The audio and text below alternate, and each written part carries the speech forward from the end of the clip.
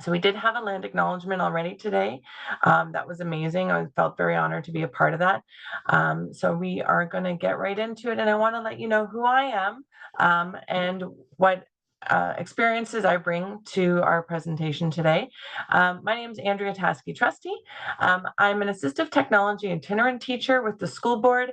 Previously, I was a education community partnership program teacher. I was in partnership with Humber River Hospital Mental Health Unit and also um, Luminous mental health agencies as well. Sorry, the name changed a couple times recently, so I just wanted to make sure I got it right. I'm also Digital Lead Learner Mentor, which is a program of teachers across the TDSB who support each other with digital learning. And I'm just going to let someone else come on in. And as well, I'm a special education and technology specialist.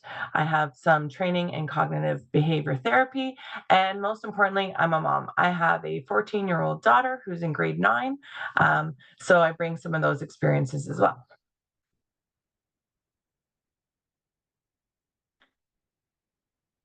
I'm going to take just 2 minutes to share one of my favorite videos.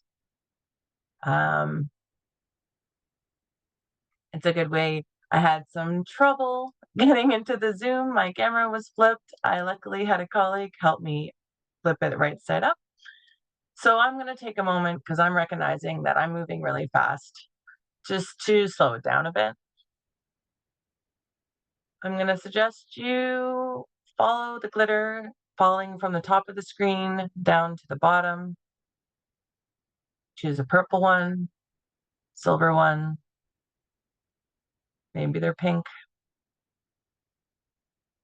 And I'm going to encourage you to take a deep breath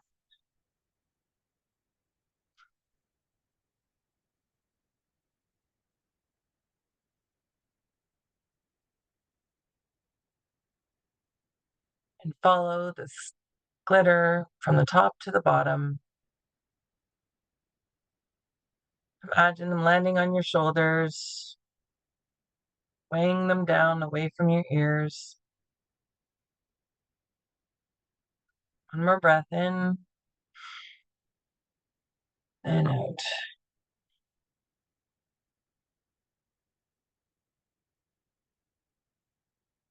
I'd love to stay here for the next 40 minutes, but we're going to keep going because we have lots to share and talk about. But this video is 2 hours long. At the end of this presentation, everyone will get a copy. I recommend that you check it out for yourself and with the children you love.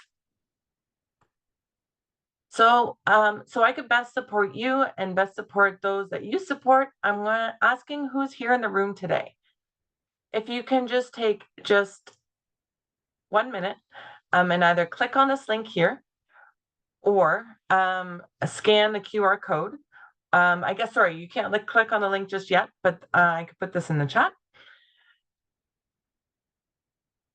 And just let me know who you are, why you're here, what you're hoping to get today from this presentation, what information I can share.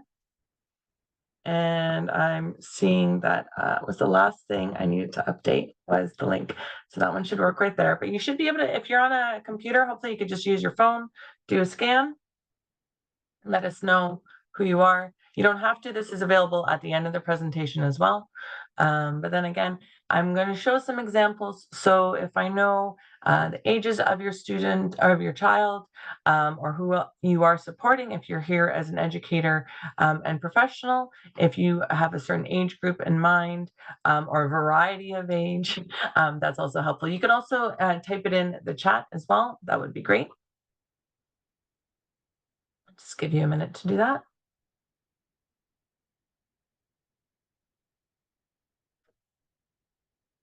Hi, Tara, welcome.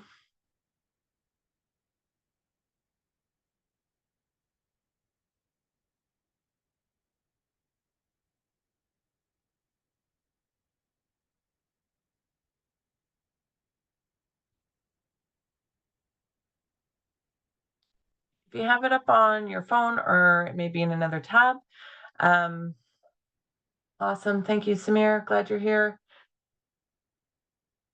Samir is busy, has 3 kids. So it's good to know. Glad everyone seems to be doing well today. It's very busy. As a parent, I definitely understand how busy a Saturday is. I had to miss my daughter's Saturday activity today. So I do appreciate the sacrifices and changing around schedules for everyone to be here today. So on that note, I will keep going. But if you have this a survey up on your phone or in a tab, I encourage you to fill it out. We're going to keep going. Okay, so what we're going to talk about today is what is positive or healthy technology? How can technology be supportive of learning and well-being? We hear lots about the other side of that, the other things that technology can do for us. So today we're going to focus on how it could be supportive for us, how to set up positive technology routines, and how does that look like in our homes, and where to find TDSB resources and other tools as well. So what technology are we talking about? We're talking about TV and online access. We have smart TVs, we have all sorts of TVs, screens, computers, laptops, Chromebooks, iPads, tablets, smart watches, you name it. There's technology all around us. So we're going to hopefully talk about tools and different ways that we can use and utilize all of them. Um, I've used the term positive or healthy technology. What does that mean? How am I using those words today? So when we're going on technology, why are we doing it? We're going on to technology to learn, to inspire, to be inspired, to collaborate with each other like we are today, to communicate with each other, to support each other, to connect, for social engagement, whether it's with other parents and educators or with our family and friends, and also entertainment. And that's the same reason why our kids are on the computers as well. So here's some of the words. This is from a podcast and a book by Dr. Kang. There's a link here, and you'll see throughout the presentation, there is that little symbol with the arrow to say, click on this. I try to, as much as possible, make everything super easy for everybody to access all the information that I was able to access to share with you today, so that I know we're all busy. So I want to make sure everyone has the direct link to where they could find out more information about everything I'm talking about today. So she talks about healthy tech versus junk tech versus toxic tech. And I really like the food analogy. So healthy tech, when I talk about it, I'm following her principles with healthy tech is to improve your health, happiness, motivation. You're creating, connecting, and learning. And those words I bolded because those are words that we use in my house on a regular basis. When I was getting this presentation ready for you today, I could hear my daughter in the next room very quiet, and I had a feeling she was on her phone. Yes, she has a phone. And I said, are you scrolling? And she said yes. I said, unless you're creating, connecting, or learning, we'll say those words in different combinations. We she knows that unless we're doing those creating, connecting, or learning, is she laughing, is she sharing, is she talking with friends, is she going to show me things? Those are all healthy tech uses. There is also room for junk tech. Often that is the persuasive design, and there's the mindless scrolling, the nonsensical, the kind of zoned out, just scrolling. It can be entertaining, but it's something just like junk food we can enjoy from time to time. Maybe a long day at work, maybe you're waiting for something in a waiting room or whatever it is. There's always a time where you can do that kind of junk tech, but just like our junk food, we want to make sure that is you're being mindful about it, you're limiting it, and you're not having too much of it. So in that example, when my daughter was scrolling, she knew that she was kind of in that junk tech zone and that she can use her time more wisely to read a book, practice her guitar, come and talk to me, all those fun things. And then there's the toxic tech, where we're talking about cyberbullying, hate messages, the FOMO that is out there when you're scrolling to see who else has, tickets to the latest concert that you're hoping to go to, and also any kind of tech use that creates stress puts you in a bad mood. And that could even be when we're talking about, watching news on the TV, um, reading articles online as us as adults as well, and same with our students, and to be very mindful of that. And if that's what's happening when you're on, when you or your children that you love are using technology, then that's something to be aware of and deal with. So those are the words that I'm going to be using today when I'm talking about healthy tech, because that's what we're going to focus on today. Um, I do have a separate presentation about talking about just talking to your kids about being on the internet, at school, at home. It's all around them. They're going on the internet is a very powerful tool. We are so grateful for many reasons that we have the internet for this conference, for example. But it's another conversation, just like we would have conversations about street smarts with our kids, whether it's going to the mall, how to behave, whether it's going to school, how to behave. The same goes with going on the internet. If you want more information about this specifically, I please invite you to click on either the words or the picture, and you'll be able to access any more information about that, or you can always contact me as well. I also wanted to point out that everything we're talking about today is in line with our multi-year strategic plan for the TDSB. Using healthy tech helps our students feel belonged, it helps them achieve, it helps them thrive, and it does definitely revitalize our classrooms and our learning at home. TDSB also follows the ISTE standards. You could click on either of these links to find out more. But again, we're looking at that utilizing technology to nurture, guide, and empower our children, our families, and our teachers.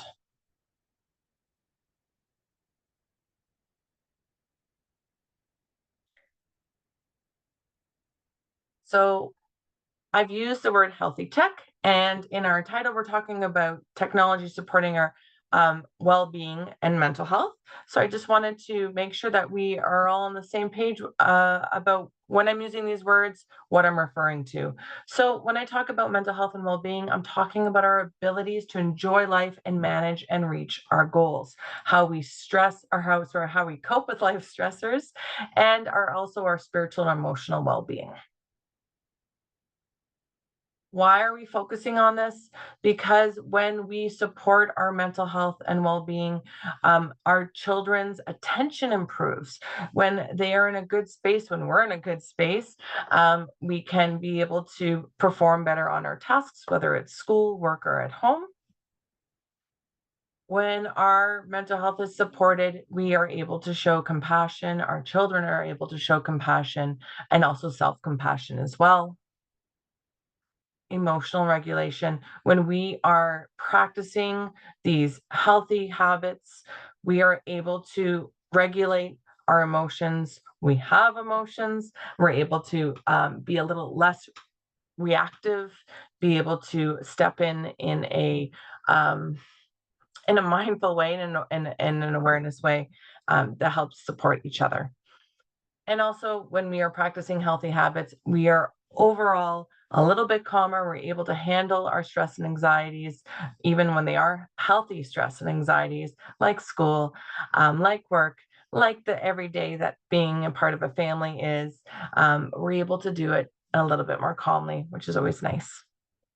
Okay, and also, why are we talking about mental health and learning and technology together? Sometimes they support each other, and this is how it's because technology is around us every day. It's not going anywhere. We can support our children by helping them utilizing the benefits of technology and think critically about them.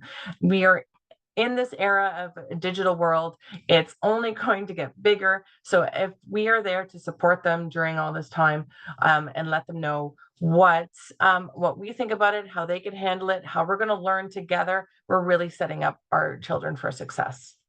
So how can technology be supportive for our learning and well-being? Well, there's loads of ways. I'm going to show you just some.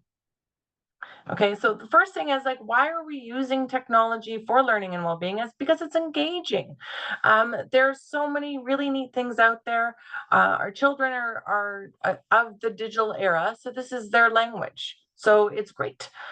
So we may as well use it for their benefit. There's a really wide variety out there what we can access. It's changing all the time.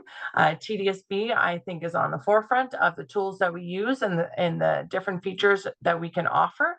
So you'll see today a wide variety, and the quality is fantastic. I work on an amazing team. My colleagues are absolutely at the top of the game of what we can offer as itinerant technology teachers, but also supporting each other. We're always learning, we're always out there and sharing. So the quality that's out there, that's just from my team, but everything else that we can access, this is what professionals do. So really, we want to offer those and make sure that you're aware of those options as well. And then, so what are some of the benefits of learning with technology? Is there's a wide variety. Like I said, there's books, information, and resources that are free to you, parents of TDSB, family, caregivers of TDSB, students of TDSB, and all of these are links ready to go. If you wanted to click on them, so we're going to go have a quick peek at the virtual library today. We're going to show you some things that students can do to express their learning and share different ways of learning, which is so important. And also they can we have built-in supports that you can see through the assistive technology department as well. So all of these are links. We will show examples today, but please come back and check out all those resources. So this is our virtual library, our TDSB virtual library. And we're going to look at some of the resources today. So the first one is the Read, Watch, and Learn button. And again, you could click on any of these pictures and they'll bring you right to the source. And you'll see all of the different, when you scroll on your screen, all the different libraries and resources and books and websites that the TDSB has curated. The TDSB librarians have done a fantastic job putting this all together. One thing to be aware of is that some of these, because they are paid by the TDSB, require passwords, and there's that password button at the top. If it's asking for you one at home, you could just simply look it up. There's a couple clicks, and that will help you out. The other thing the library has done is also curated what's in the library by subject. So I'm going to tie it in with our social emotional learning.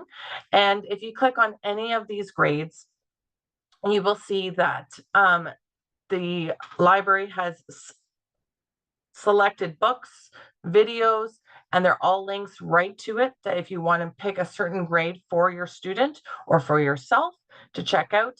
And you could always, I encourage you to look at other grades as well, not just a grade that your child is in. Again, everything's curated right there for you and free with the passwords or through the virtual library. So this is just a really quick example of one of the books. So I'm going to Read, Watch, Learn, a virtual library. I've looked up my passwords and I'm going to go to Capstone. And so you see, it looks like a shelf of books. I'm going to type in a book that I know is fantastic to start that conversation about big feelings with my little one. This book is called The Very Last Leaf, and it is a harrowing story of a leaf.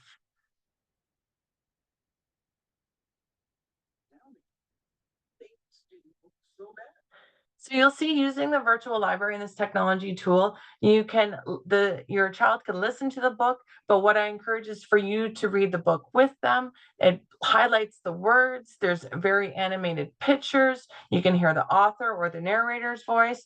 A real fantastic way just to start using technology for learning.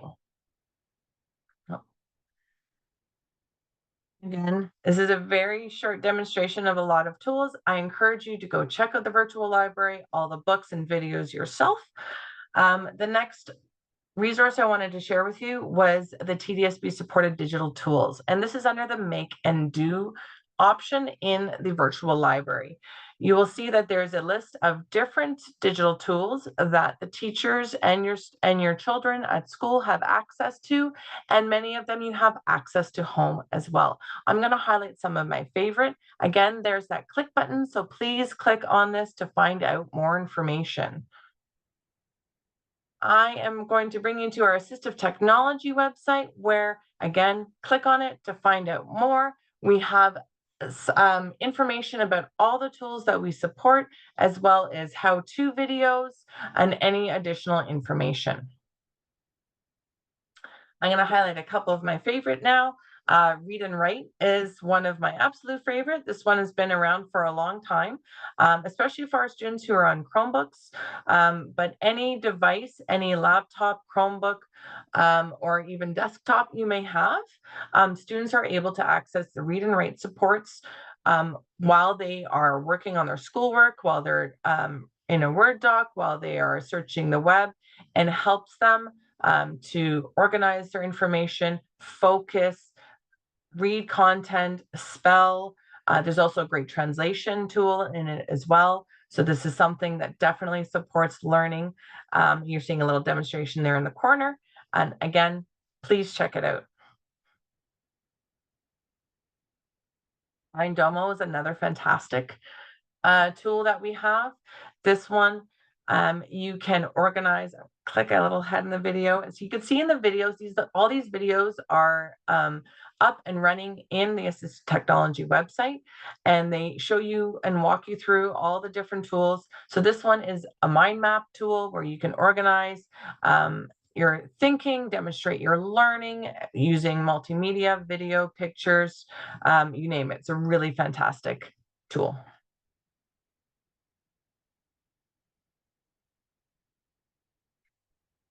Book Creator is another amazing one. I know that there is a presentation on it today, so check it out.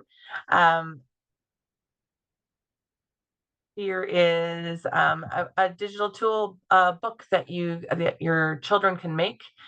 Great way to share information, to show some creativity. We have students who write their own books, and it's again available with the TDSB sign-in as well. I missed a page. There it is. WeVideo. WeVideo is also one of my favorites. I know I missed that, but I can't not talk about it because it is a fantastic tool. Video editing for school projects, for documenting their learning. I'm just going to click ahead a little bit so you can see what it's all about. And this is a really great tool offered through TDSB. There's a lot of different video editors out there. This one is paid by the TDSB. You have access to all the content. It's safe for your students to log in and do editing.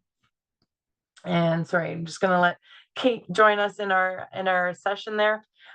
So again, another great tool. I'm just giving a really quick overview, but please check it out. I just saw this presentation actually in our session. So if you missed it this morning, please check out the video records on YouTube later.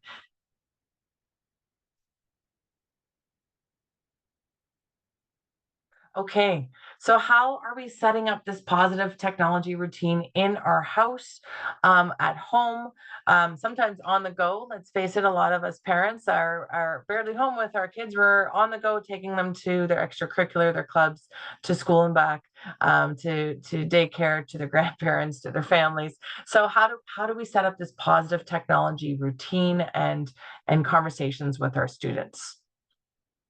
So right now, I'm sure all of us parents who are here, I know we're using a lot of great strategies to support our children right now. So I know if anyone wants to share anything that they like to do in the chat, you're more than welcome to. But this is just like a small snapshot of what we're already doing to support our children. So one of the first things I would say is show compassion and empathy. Our children are growing up in a different world that we can't even imagine being. I can't remember what it would be like if I was a teenager and had Snapchat or TikTok, and it's just a different world. So just showing them compassion, very much like the keynote speaker this morning was talking about, and just making sure that there's a welcoming home where they feel safe so they can share. And if they share, then we can find out more information so we can support them and just let them know that you're there to talk out these tough situations. Sometimes they are situations that we didn't necessarily go through as teenagers or as preteens or even as kids. So just helping them talk through them. right? And just talk to your kids, period. What'd you do at school today? Who'd you hang out at recess with? And sometimes they give us very little, but as that's a normal part of the conversation, it kind of gives you clues of, were they hanging out with good friends? Are they getting along in class? Are they up to date on their homework? Do they need support? Are they looking for something to join at school? You name it. Let them know that you just are there to listen, and also model that conversation as well. So let them know how your day is, and share things with them, so it's a conversation. And the more you talk to them, the more you're kind of finding out, again, clues, how they're doing, how can you support them. And talk about emotions um, on a regular basis. Label yours, help them label theirs, help them explore them, let them know that feelings are very normal. We know as kids get older, we have all sorts of emotional roller coasters, from toddler meltdowns to teens exploring that whole new world. So it is very normal, but just talking about them and letting them know that they can express themselves, but also helping them express themselves appropriately. And there's tons of words to talk about emotions. These are only a few. The most common people will say is sad, mad, and happy. But the more vocabulary we give our children and we use ourselves, the better we're able to support each other. And to remember that caring for your mental health is just like caring for your physical health. It should be a daily practice, as well as when we're talking about our care in using technologies. It's a daily practice. Making sure that you are um, not having too much junk technology time, making sure you're using it positively.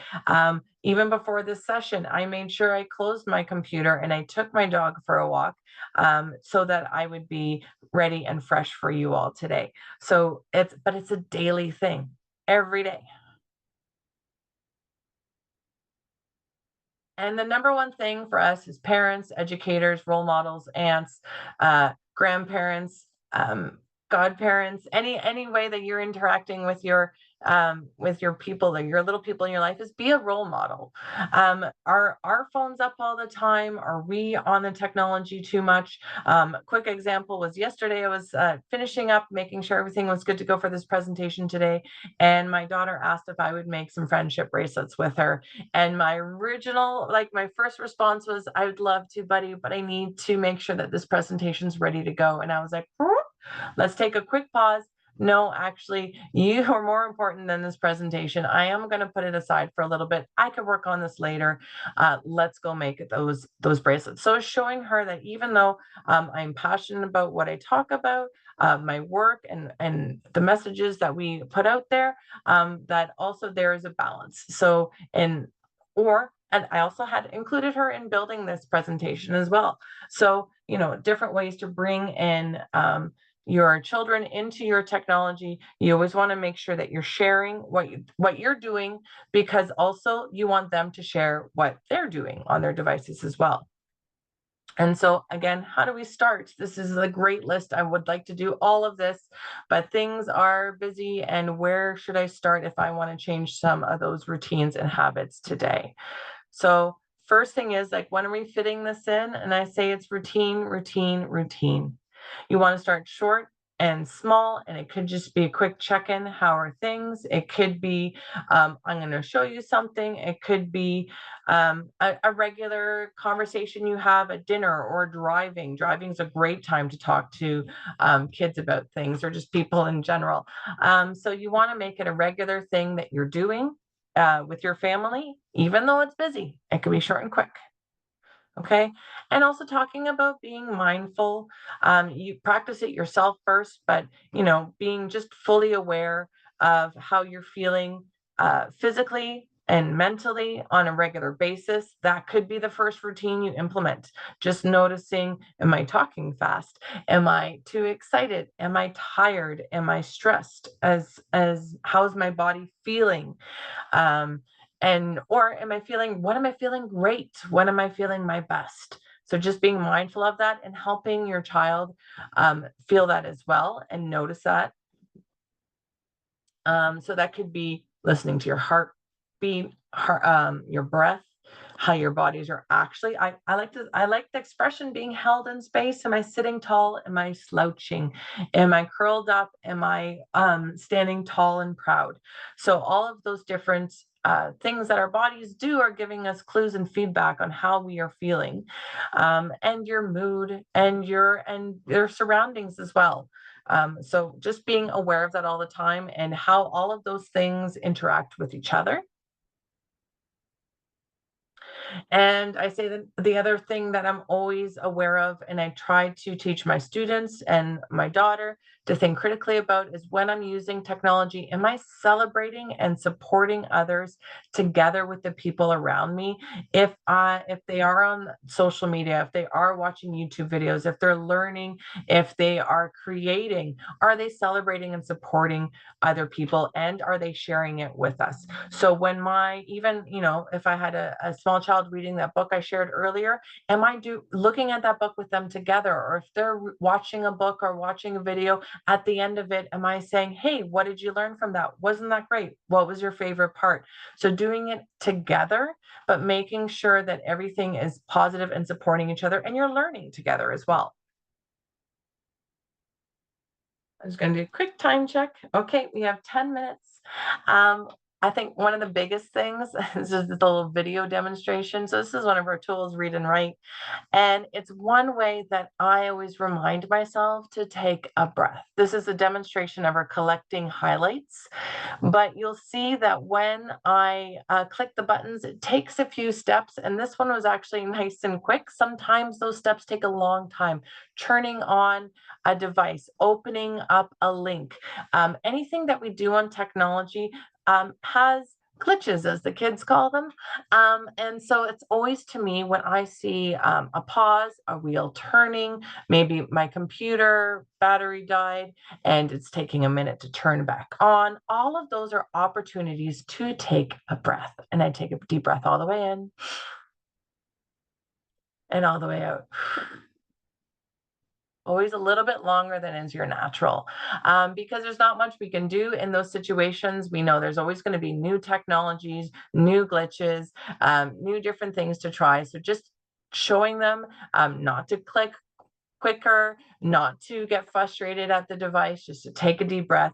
It's something that we need to practice, but modeling that for them is always a great way. I also suggest or I call it organize to prioritize. Um, Here's an example of my bookmark bar for my work computer. It could be a personal one, but your students hopefully are your children at school are organizing their bookmark bar, but the ones that you want them to access the most. Or if you have different things on your device, you can do folders, you can make a page. If you want them to use these tools to either create, learn, and celebrate, or if it's for them to help them calm down or communicate with you, you want those buttons, you want those clicks to be the first thing they see.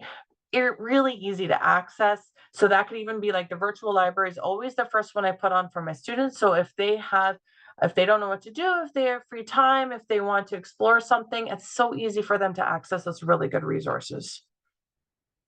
And the big thing too is include, we say student choice and voice, but your child's choice and voice. How do they like to use these different tools? Which ones do they enjoy? Which ones do they want to try? Have them try it out. And listen when they say, I really like doing it this way. I want to try this, and really support that.